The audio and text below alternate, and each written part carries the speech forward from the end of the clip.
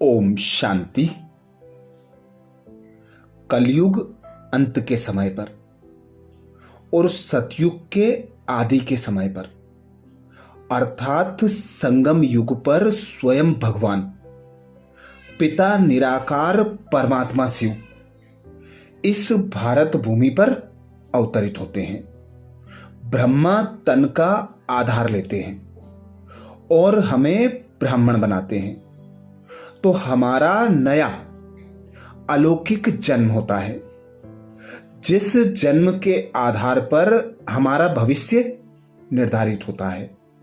इस जन्म में जो हम पुरुषार्थ करते हैं, उस पुरुषार्थ के आधार पर हमारी भविष्य की प्रारब्ध बनती है।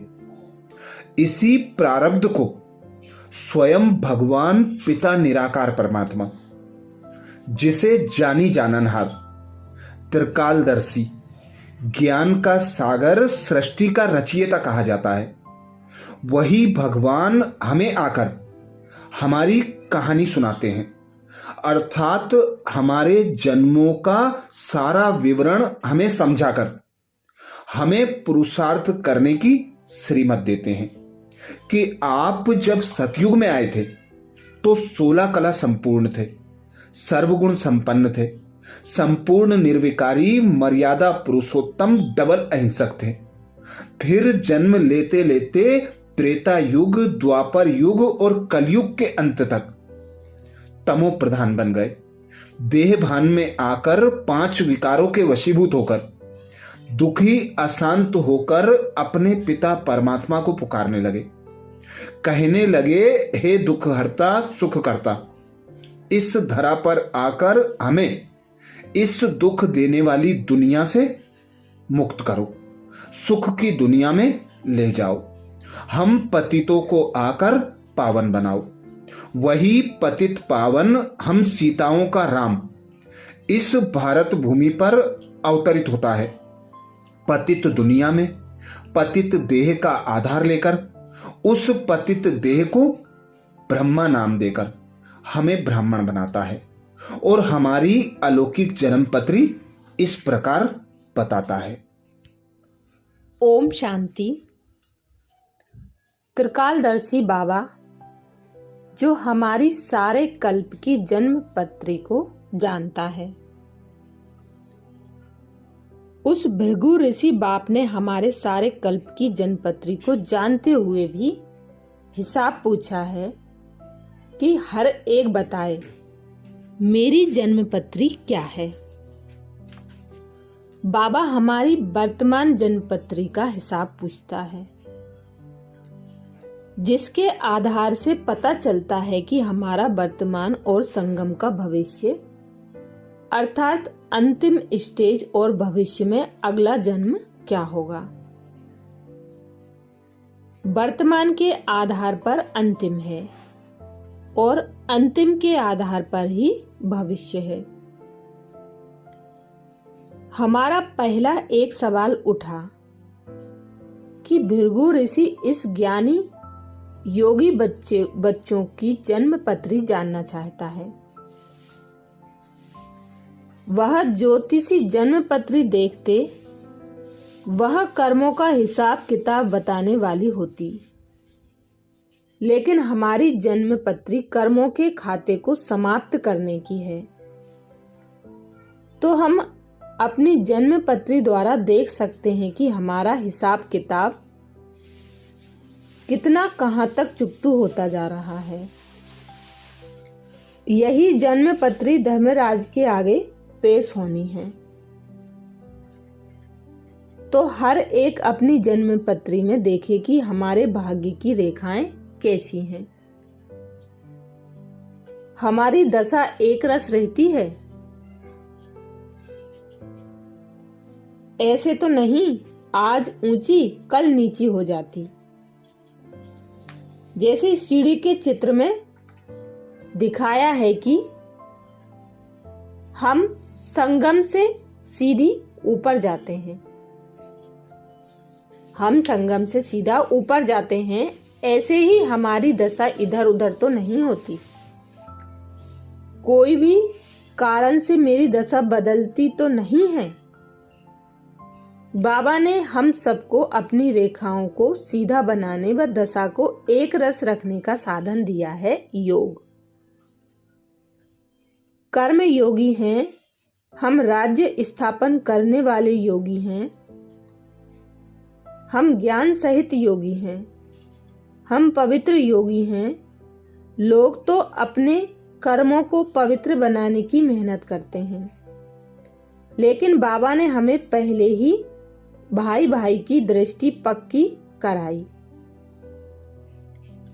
हमारी बुद्धि में सदा बाबा है। हम लगन में मगन रहने वाले पवित्र योगी हैं, क्योंकि हमारे सामने बाप दादा है। हम शीतल योगी हैं। हम योगी बनते नहीं हैं, लेकिन जिस घड़ी बाबा के पास आए उस समय से योगी हैं। योग का अर्थ है दुनिया की हर चीज से बेहद के बैरागी। जब हमारी स्टेज योगी की है तो मेरे योग को माया तोड़ नहीं सकती। यह ईश्वरीय नशा है, यह विल पावर है जिससे दृढ़ता आती है।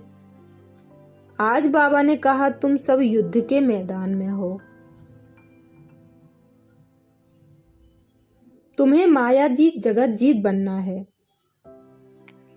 उन योद्धों को तो खिला पिलाकर ऐसा आराम से रखते हैं, सिर्फ उन्हें इतना ही ऑर्डर होता है कि तुम्हें बॉर्डर की रक्षा करनी है। लेकिन हमें बाबा ने योद्धे तो कहा, साथ में कहा तुम योद्धों को बैरागी और त्यागी होकर रहना है। हम बाबा का सहारा लेकर अपने लिए ही मायाजीत बनते हैं। हमें पहले से ही मालूम है कि हम विजयी हैं। अब सवाल उठता है कि हम योद्धे हैं या योगी। हम तो सहज सरल योगी हैं। योद्धे कहना भारी बात हो जाती। हम सहज योगी हैं। सहज योगी समझने से सब मुश्किलातें खत्म हो जाती हैं।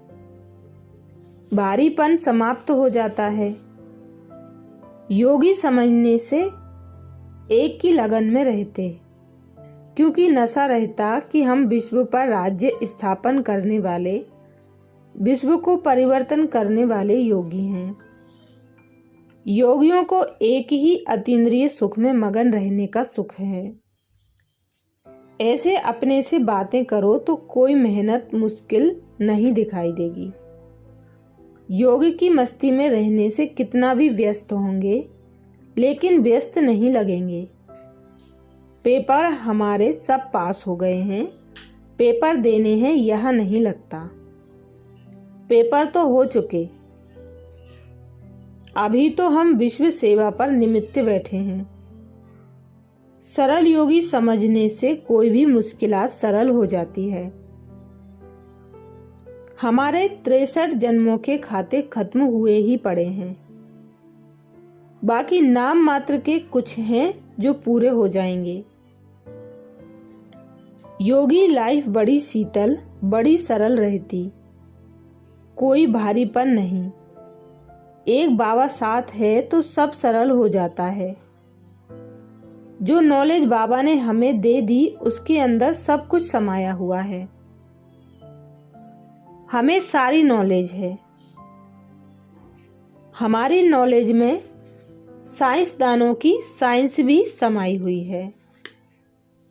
हमें यह संकल्प आ नहीं सकता कि हमें यह नॉलेज नहीं है। हम बच्चों की बुद्धि में बाबा की एक बात घड़ी घड़ी याद आती है कि बाबा ने कहा है, बच्चे घर चलना है।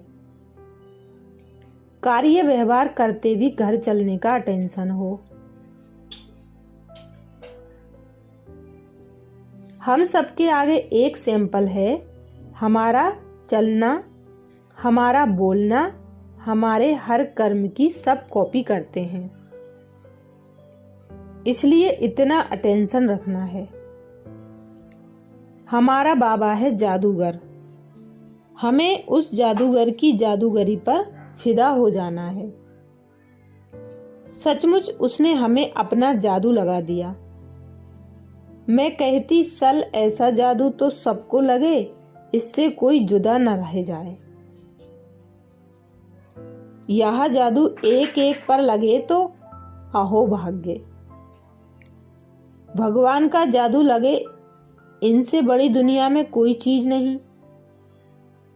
आप सब अपने पास एक तराजू रखो, उस तराजू में एक तरफ रखो बाबा, दूसरे तरफ अपने जन्मों का, कर्मों का बंधन। हर एक के अनेक जन्मों के अनेक हिसाब किताब हैं।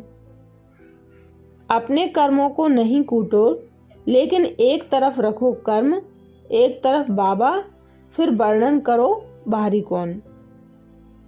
कर्म। कर्म बड़े या कर्म के खाते को भस्म करने वाला बड़ा।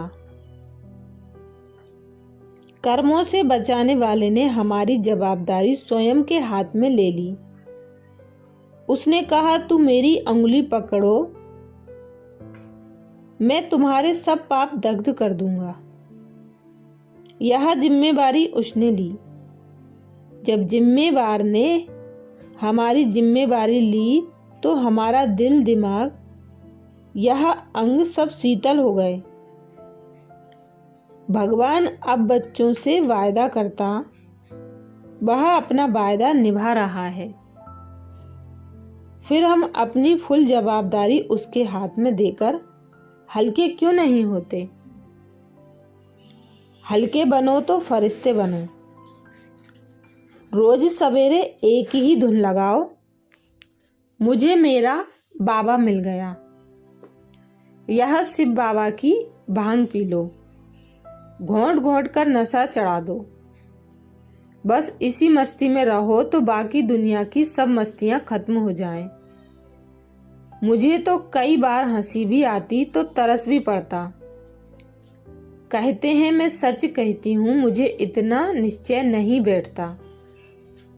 मुझे वह भगवान, वह ईश्वर मिल गया है। यह अंदर से नहीं आता। मुझे तरस पड़ता। कहती हूँ बाबा आप कितने ना प्यारे हो, लेकिन कितने गुप्त हो। बाबा इनके सामने तू बादल रख क्यों बैठे हो? जो बादलों के बीच आप सूर्य को यह नहीं जान सकते। बाबा को कहती, बाबा इनके सामने से यह बादल हटा दो तो यह देख लें तू है कौन। तेरी इतनी शक्तियों की किरणें क्यों नहीं यह देखते? क्या इन्हें यह दिव्य बुद्धि नहीं मिली है? वास्तव में यह है सूक्ष्म में अपने देह अभिमान का नशा। इसलिए सूर्य की शक्ति को पहचान नहीं सकते। अच्छा, ओम शांति।